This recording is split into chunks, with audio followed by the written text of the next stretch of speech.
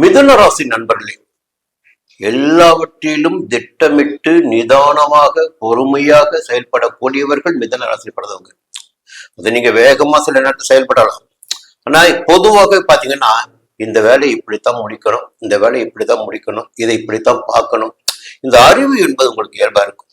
அது என்ன காரணம்னா, புதனுடைய ராசி மிதுன ராசி வாழ்க்கையில் பாத்தீங்கன்னா சுயம்புவாக வெளிப்படக்கூடியவர்கள் மிதுன ராசியில் பிறந்தவர்கள், மிதுன லக்னத்தில் பிறந்தவர்கள்.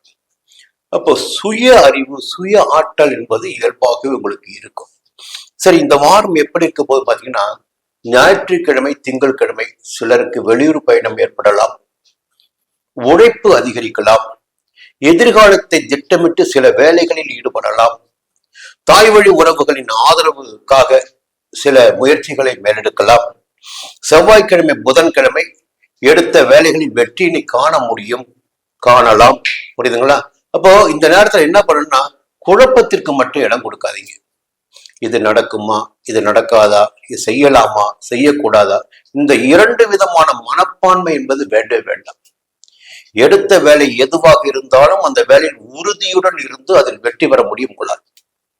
அதற்குரிய நேரம் இது. தொடர்ந்து வியாழக்கிழமை வெள்ளிக்கிழமை சனிக்கிழமை மதியம் வரை பாத்தீங்கன்னா 6ஆம் இடத்துல சந்திரன். அப்ப எடுத்த வேலைகள் எல்லாம் தாராளமாக வெற்றியாகும். நினைத்த காரியங்கள் நடந்தேறும், உங்களுடைய செல்வாக்கு உயரும். புரியுங்களா? வழக்கு விவகாரம் சாதகமாகும். எதிர்ப்பு, வம்பு, போட்டி, பிரச்சனை, நெருக்கடி என்பதெல்லாம் இல்லாமல் போகும். உடல்நிலை சீராகும். இன்னொரு பக்கம் பார்த்தீங்கன்னா, உங்களுக்கு 10ஆம் அதிபதி குரு பகவான், 7ஆம் அதிபதியும் குரு பகவான் தான். பொதுவாகவே கோச்சார ரீதியாக குரு பகவான் 2ஆம் இடத்தில் சஞ்சரிக்கின்ற போது 2, 5, 7, 9, 11ஆம் இடங்கள் சஞ்சரிக்கின்ற போதெல்லாம் அந்த நேரத்தில் அந்த இடங்களுக்கு யோகத்தை உண்டாக்குவார். அப்படி பார்க்கின்ற போது இப்பொழுது 2ஆம் இடத்தில் உச்சமாக சஞ்சரித்துக் கொண்டிருக்கிறார் குரு உங்களுக்கு. அப்ப குடும்பத்தில் ஒரு நிம்மதியான நிலை, குடும்பத்திற்காக ஒரு திட்டமிடுதல், குடும்பத்தினுடைய வளர்ச்சிக்காக, எதிர்காலத்திற்காக சில வேலைகளை கையில் எடுத்தது. இந்த நிலை இப்போ இருக்கு. குடும்பத்துல நிம்மதி இருக்கும், சந்தோஷம் இருக்கும், கையில பணப்புழக்கம் இருக்கும், கொடுத்த வாக்கை காப்பாற்ற முடியும், மற்றவர்களுக்கு உதவி செய்யக்கூடிய நிலை இருக்கும். அதே நேரத்துல 6ஆம் இடத்தை குரு பார்க்கிறார், 8ஆம் இடத்தையும் 10ஆம் இடத்தையும் குரு பார்க்கிறார். ஒரு நல்ல விஷயம்.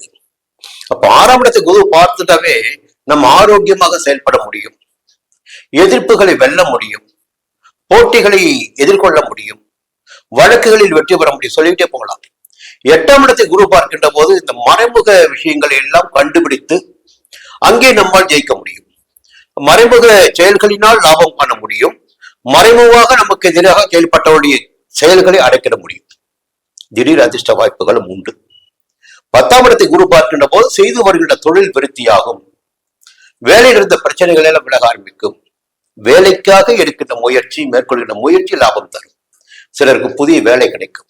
அப்போ குருவுடைய சஞ்சாரமும் பார்வைகளும் இந்த நேரத்தில் உங்களுக்கு சாதகமாக இருக்கிறது. சூரியன் பாத்தீங்கன்னா ஒரு புதிய விஷயத்தை கொடுக்க போறார். செவ்வாய்க்கிழமை முதல் முயற்சி ஸ்தானமான 3ஆம் இடத்தில் சூரியன் சஞ்சரிக்க போகிறார். கடந்த வாரத்தில் இருந்த நெருக்கடிகள் எல்லாம் இந்த வாரம் உங்களுக்கு விலகப் போகிறது. பொதுவாக 3ஆம் இடத்தில் சூரியன் ஆட்சியாக சஞ்சரிக்கின்ற போது உங்களுடைய சக்தி வெளிப்படும், திறமை வெளிப்படும், மற்றவர்கள் பார்த்து ஆச்சரியப்படக்கூடிய அளவிற்கு உங்களுடைய செயல்பாடுகள் இருக்கும், தைரியமாக செயல்படக்கூடிய நிலை இருக்கும், மற்ற ஒன்மை நார்மை. அப்ப எதை பத்தியும் கவலைப்பட மாட்டீங்க, என்ன வந்தாலும் பார்த்துக்கலாம். அங்கே முதல்ல கேதுவும் இருக்காரு, 1 ஆண்டுக்கு மேலாக கேது அங்கே சஞ்சாரம் பண்ணிட்டு இருக்காரு. கேதுடைய சஞ்சாரம் தான் உங்களுக்கு யோகத்தை கொடுத்து கொண்டிருக்கிறது, தைரியத்தை கொடுத்து கொண்டிருக்கிறது. அந்த நிலையும் இப்பொழுது இருக்கிறது. புதன் 2ஆம் இடத்துல அறிவுபூர்வமா செயல்படுவீங்க. இருந்தாலும் செவ்வாய்க்கிழமைக்கு பிறகு கொஞ்சம் நிதானம் வேண்டும். திட்டமிட்டு செயல்படுவது என்பது உங்களுக்கு நன்மையினை உண்டாக்கும். ராகு 9ஆம் இடத்துல பெரியவருடைய ஆதரவு, ஒரு சொந்த இடம் வாங்கிறது, வீடு கட்டுறது, வீடு வாங்கிறது, இது போன்ற முயற்சிகள் உங்களை நிலைநிறுத்திக் கொள்ளக்கூடிய, எதிர்கால வாழ்க்கைக்கு உங்களுடைய என்னவெல்லாம் செய்ய வேண்டுமோ அதை செய்து கொள்ளக்கூடிய நேரம் இந்த நேரம். என்ன பாத்தீங்கன்னா, இப்போ ராகு கேது உங்களுக்கு சாதகமாக இருக்கிறார். இந்த நவம்பர் மாதம் வருகின்ற போது ராகு கேது சஞ்சாரம் உங்களுக்கு எதிர்மறையாக மாறுவதற்கு வாய்ப்புகள் இருக்கும். அப்ப இப்பொழுதே எல்லாவற்றையும் சரியாக செய்து கொள்வது என்பது உங்களுக்கு நன்மையை ஏற்படுத்தும். 3ஆம் இடத்துல கேது, 9ஆம் இடத்துல ராகு. அப்ப இந்த நேரம் உங்களுக்கு சாதகமான நேரம். செவ்வாய் ஜென்ம ராசிக்குள்ள இருக்கார். உங்களுடைய லாபாதிபதி உங்களுடைய ராசிக்குள்ள இருக்கார். அப்போ சொந்த இடம் வாங்குறது, வீடு கட்டுறது, தைரியமாக செயல்படுவது, வேகமாக செயல்படுவது, எந்த ஒன்றை பற்றியும் கவலைப்படாம செயல்படுவது, அந்த நிலைகள்லாம் இருக்கும். இந்த ஓடிக்கிட்டே இருப்பீங்க. இந்த நேரத்துல கொஞ்சம் உடம்பையும் கவனிச்சுக்குங்க, கொஞ்சம் ஓய்வும் எடுத்துக்குங்க. இந்த வாரம் உங்களுக்கு ஒரு யோகமான வாரம். மீண்டும் அடுத்த வாரம் சந்திப்போம்.